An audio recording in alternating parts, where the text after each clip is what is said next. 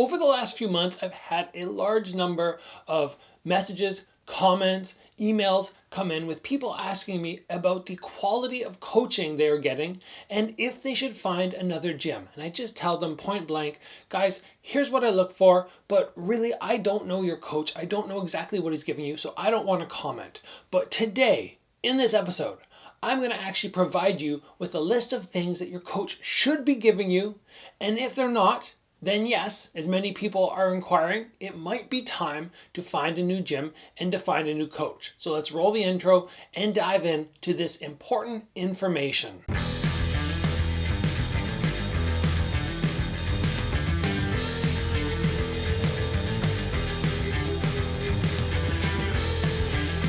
So as mentioned, I don't know your guys' coaches. I don't know who you're training with.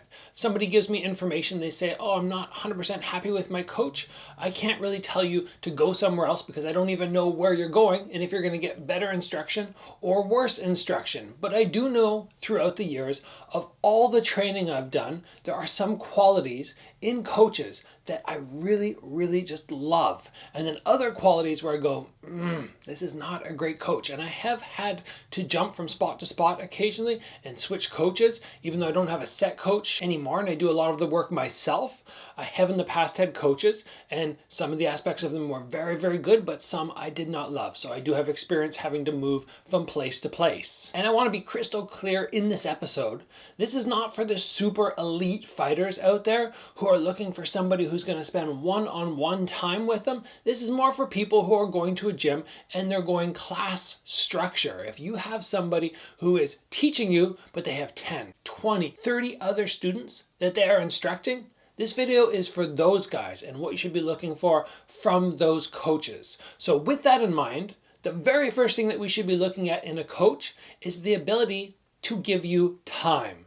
And I've had a number of people reach out and say, or have a concern that they're going, the coach is there, he's instructing, but he never comes over and talks to me. And my response to them was, well, wow, that's a little wild, because when I finish teaching a kids class, even when the class is done, I'll still pull people over and talk to them after the fact about things I want them to focus on, even when the class is done and I should be heading home. But if I didn't have enough time to put in to give that student the information that's in my head about them, I make the time. Now that's easier said than done for many coaches when they have a busy schedule, they have one class after the other, but still, when you go into a class and there's a big group of people, one of the things you should be looking for is the instructor taking moments to come over and talk to you. Because if he's not taking the time to actually look at you and give corrections, you might as well just be learning from me. You might as well do all your learning on YouTube, even though I can't actually watch you and help you out on a day-to-day basis. Of course, yes, you guys are always welcome to reach out to me,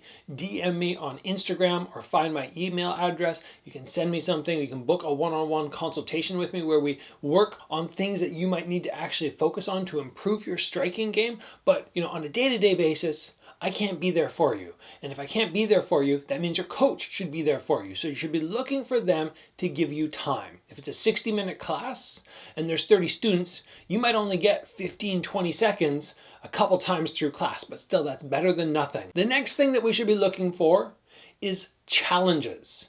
If you're not being challenged, you're not being pushed further and further, then you're going to plateau. You're going to stay at the same level for a very long time.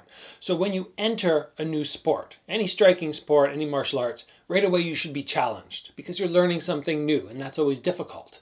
But if at some point you're climbing up and you're feeling like you're plateauing, you need to ask your instructor to up the level or move to a more advanced class. Or what I do sometimes with my kids' classes is I tell these kids, like, man, you've been around for 10 years.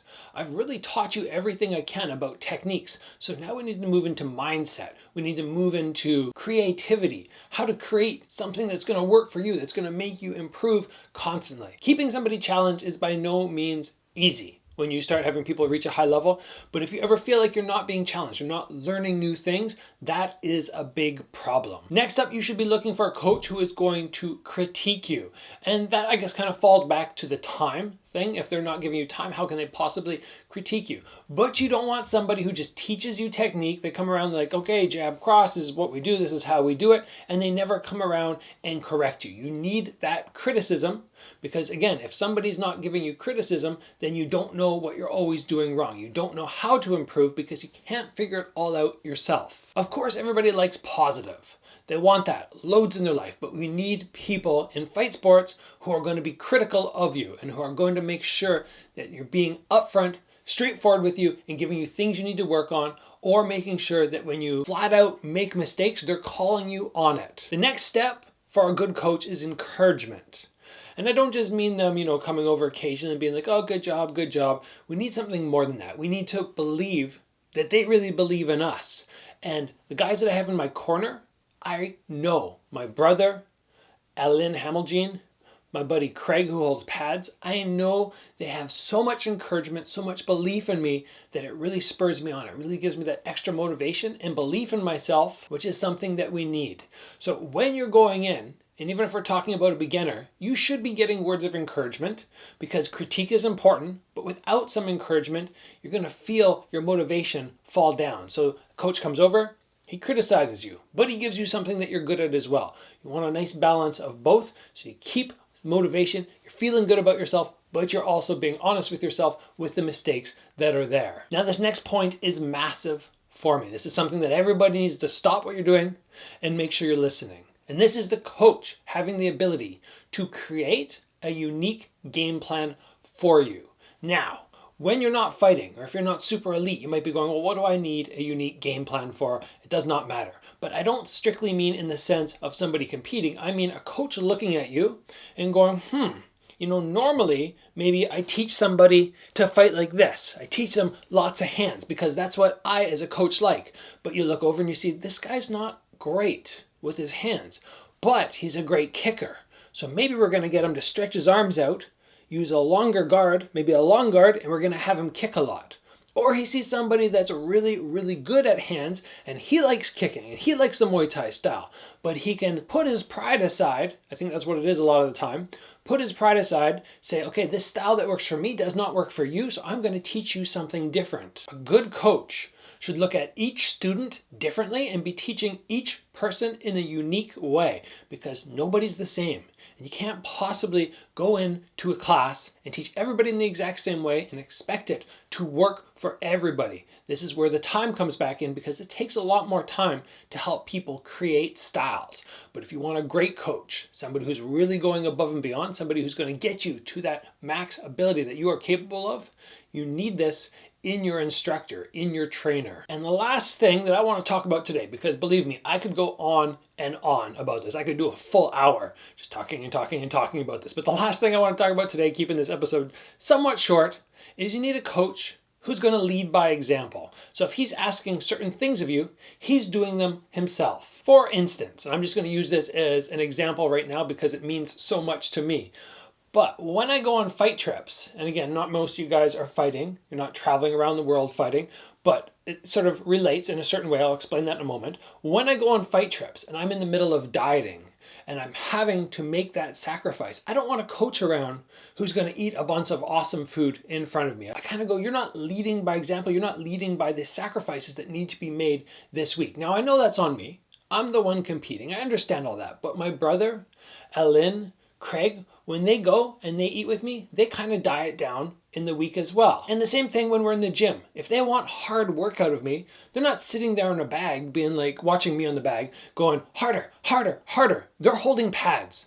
They're working hard too. They're pushing me. I can see the beads of sweat dripping down as they're holding pads. They put in the time. So you need a coach who's going to lead by example. If a coach is screaming at everybody to work harder and work harder, the students need to look at this guy and see, okay, sometimes he works hard alongside us. Sometimes he leads the class and puts himself through the crazy hard workouts that he asks of us. We also need to see that the coach is going above and beyond. If he wants everybody else improving and he wants everybody else to get better, that he's doing the same thing himself. How does he go about doing that? Well, you don't plateau as a coach. You plateau when you stop listening to other people. Somebody like myself, somebody like many of the great instructors out there, constantly looking. We're constantly trying to learn new things. People who do that are leading by example. They're showing you, here's a new thing, and I say this to my students all the time. Look at, I just learned this new technique over the weekend. I saw some really high-level Muay Thai fighter do a sweep that I hadn't seen. Let's learn it now together and have some fun, because I haven't actually had a chance to execute it with somebody yet. So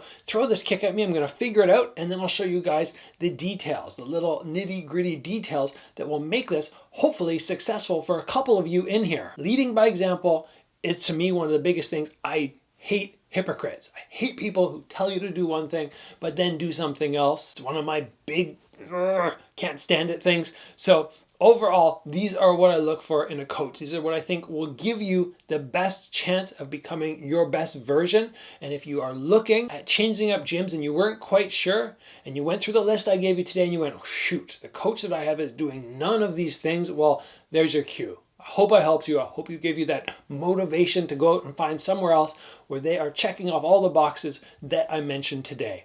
If you guys enjoyed this episode, if you appreciate it, if you think it's going to help improve your athletic life, your athletic gifts, because you're able to go out there and find a new coach, find somebody who's worthy of you coming in and training hard, please give the video a like. If you haven't already, join the channel, get subscribed for lots more content like this. Things other people don't want to talk about. And guys, as always, as I'll keep saying, because it's so darn important, train hard, and I'll see you back here soon for another video.